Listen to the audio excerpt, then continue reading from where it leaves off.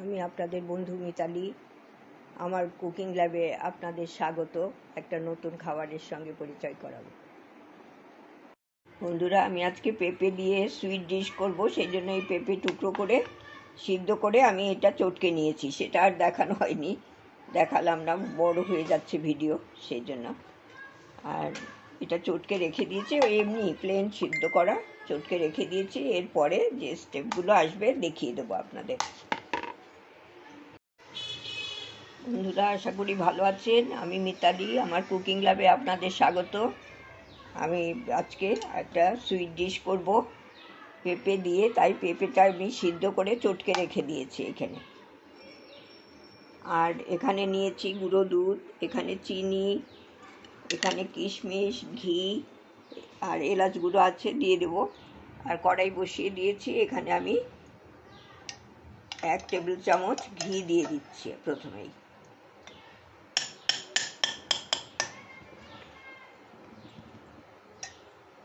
ঘি দিয়ে তারপরে ঘিটা গরম হলে আমি এখানে পেঁপে চটকানো যেটা রয়েছে, পেঁপে ভালো করে একবারে মোলায়েম করে নিয়েছি, সেই পেঁপেটা আমি দিয়ে দিচ্ছি। সবটা পেঁপেই দিয়ে দিচ্ছি আমি।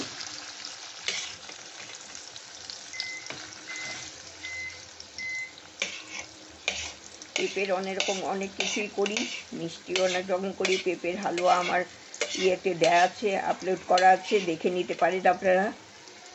এর আগে দিয়ে দিয়েছি সেগুলো। আর আজকে আমি একটা মিষ্টি করছি। এটা দিয়ে আমি এটা ভালো করে মিশিয়ে নিচ্ছি।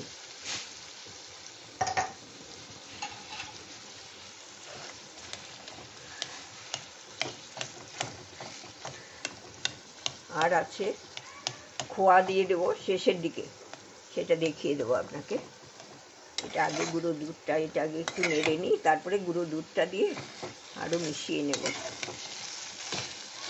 গুঁড়ো দুধটা গুলে দিলাম না, এর মধ্যেই দিয়ে দিচ্ছি, একসাথে মিশে যাবে।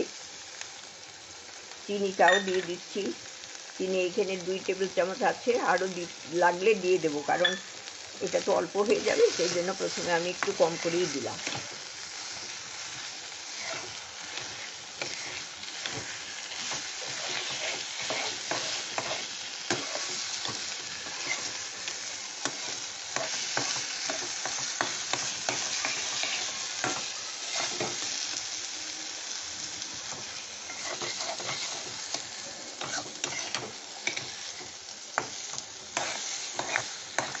জলটা একটু চিপে নিয়েছিলাম, অল্প জলেই সিদ্ধ করেছি।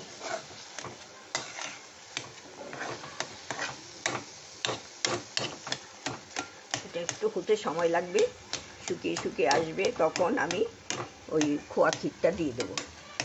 আর একটু হতে থাকবে, এটা মাঝে মাঝে নেড়ে দিতে হবে।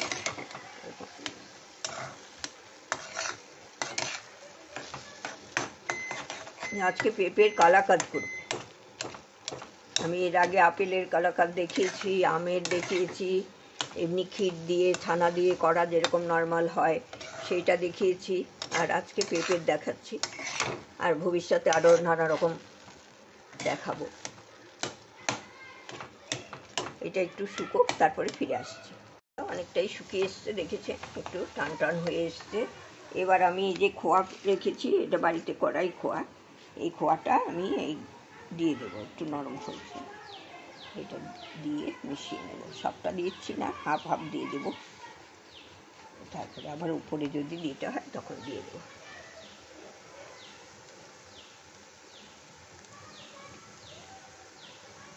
বাড়িতে করা খোয়াগুলো কিন্তু খুব ভালো হয়, গন্ধ, স্বাদ, গন্ধ সবই খুব সুন্দর হয়।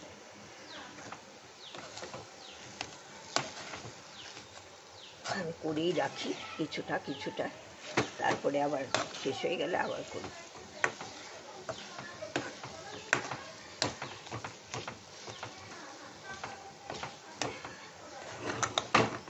এই এক হাতে করি তো, ওই জন্য কড়াই টড়াই খুব নড়ে যায়, হয়তো ধরতে পারি না আরেক হাতে।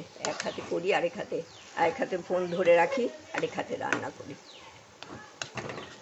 সেইটা দেখিয়ে দিই। এই আপনারা একটু মানিয়ে নেবেন, সঙ্গে থাকবেন, আর ভালো আন্তরিকতা থাকলে ওগুলো কিছুই মনে হয় না। আপনারা সম্পূর্ণ ভিডিওটা দেখবেন, আমার সাথে থাকবেন। এরপরে আমি একটু এই যে এলাচ গুঁড়ো করে রেখেছি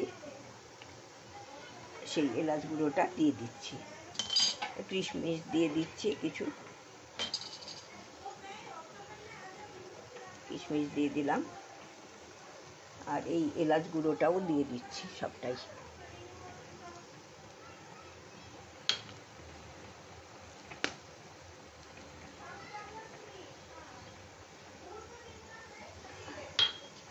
এটা আমি মিশিয়ে তারপরে ফিরে আসছি।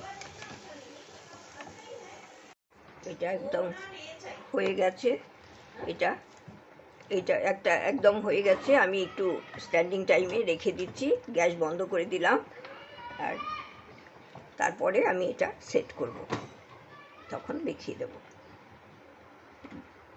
আর এইটা আপনারা গোপালের ভোগেও দিতে পারেন। আর বাচ্চারা তো ফ্রুটস খেতে চায় না, তারপরে পেঁপে খেতে চায় না, এইরকম করে খাওয়াতে পারেন, কোনো অসুবিধে নেই। খুব ভালো, শরীরের পক্ষে খুব উপকার। আর এর মধ্যে তো কোনো ইয়ে নেই, ভিটামিনে ভর্তি। বন্ধুরা, এই যে আমি নামিয়েছি, এইটার মধ্যে সেট করতে দিয়েছি, বক্সটার মধ্যে চৌকো চৌকো করে কেটে দেবো। কালাকাঁদ তো চৌকোই থাকে, আপনারা অন্যরকমভাবেও করতে পারেন। আর এইখানে আমি একটা গোলের মধ্যে রেখেছি, একটা গোল বাটির মধ্যে। আর এইখানে আমি এখন এই একটা করে কিশমিশ বসিয়ে দিচ্ছি। এখানে ধরুন 6 টুকরো মতো হবে, 6টা কিশমিশ, এখানে তো 2টো আছে, এই তো হয়ে গেল। এইখান দিয়ে কেটে দিলেই 6 পিস হয়ে যাবে। আর এখানে তো দেয়াই আছে। আর এটা আমি এখন বন্ধ করে 2 ঘন্টা 3 ঘন্টা মতো আমি ভেতরে রেখে দেবো, তারপরে ফিরে এসে আপনাদের দেখিয়ে দেবো। বন্ধুরা, আমি এই পেঁপের কালাকাঁদ করেছি, সেটা তো ফ্রিজে রেখেছিলাম। এই ঘন্টা 2 পরে এই যে বার করে এই যে পিস পিস করে এই যে কেটে নিলাম, এইটা চৌকো করে কেটে নিলাম। এইদিকে 3 টুকরো করলাম, এইদিকে এটা যে অফ হয়ে গিয়েছিল জানি না, এখন তাকিয়ে দেখছি অফ হয়ে গেছে, কাটার সময় খেয়াল করিনি। আর এইটা গোলটা আছে, এটাও কেটেছি। এইটা